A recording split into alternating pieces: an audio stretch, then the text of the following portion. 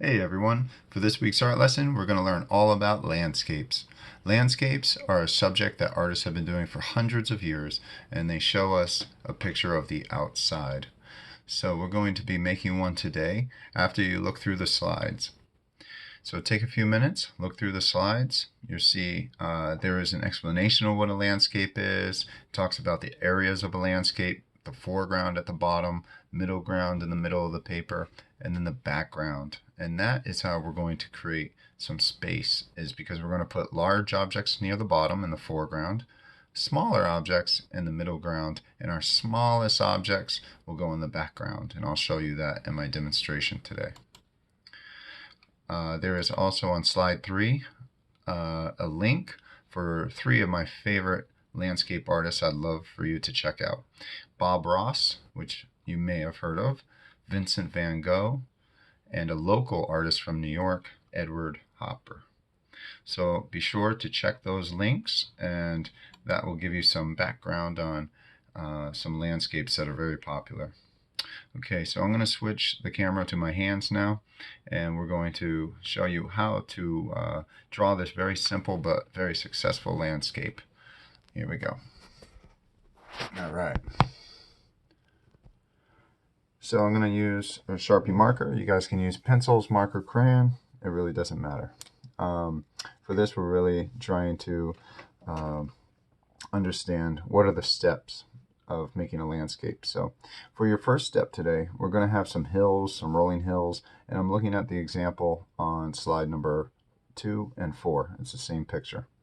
So I'm going to start with some large curved lines from one edge to the other edge, and this will be my land. So do a few of those. I got another wavy line, curved line. I'm going to do one more curved line right in the middle. Okay, so this is my land. Anything underneath the line is considered the land. Everything up here is called the sky, right? So it's called the horizon line.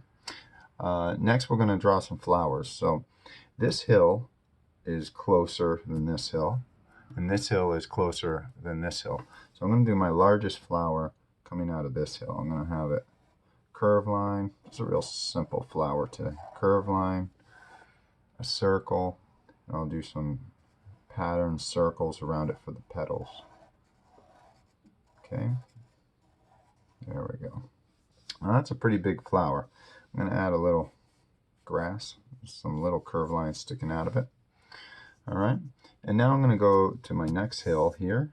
I'm going to make another flower, but this time I'm going to make it smaller than this flower. So curve line, circle, and a pattern of semicircles for the petals. And then in the background, I'm going to have my smallest flower. So just a little teeny tiny flower, big enough that people can tell what it is, okay? But it's very, very small because it's far away. So I'm also going to do a house back here. And I'm just going to use a very small square. I'm going to add a triangle, maybe some small squares, and a rectangle for the door and the windows. I'll put a little chimney blowing out some smoke. All right, and now in the sky, you can do several things, okay? If you want it nighttime, maybe work with a crescent. If you want it daytime, a circle for the sun. It's up to you. So I'm going to put a large crescent. It looks like a banana up in the sky. And that's going to tell people about my story and about my landscape, that it's at nighttime. Okay, I could add some clouds, maybe some bouncy curve lines with a straight line bottom. I did those clouds with another project when we did our balloons, our hot air balloons. I think I might do some long wavy clouds just coming up above the sky, floating past the house. Okay, and I can do some details now. Last couple things. You want to try some birds. Now birds, if they're far away, all we see is just a little V, a little V. just like that. I'll do a few. There's one, there's two. Birds are flying in the sky. All right, and I'll add a little detail of grass down here. So for my grass, I normally just go a straight line up and two curved lines. So curve, straight, curve. Just put in some detail in my grass. Give it a little, what we call texture. It looks a little rough. There we go. All right. So today we have a landscape that shows distance. We are close to this flower. Take us a few minutes probably to walk to that flower. And this might even take us 10 minutes to walk all the way back past all these hills and get to the house. So it shows distance. A color version is on the slides. Please take a look at that if you'd like to color it afterwards, and then be sure to post when you turn this assignment in.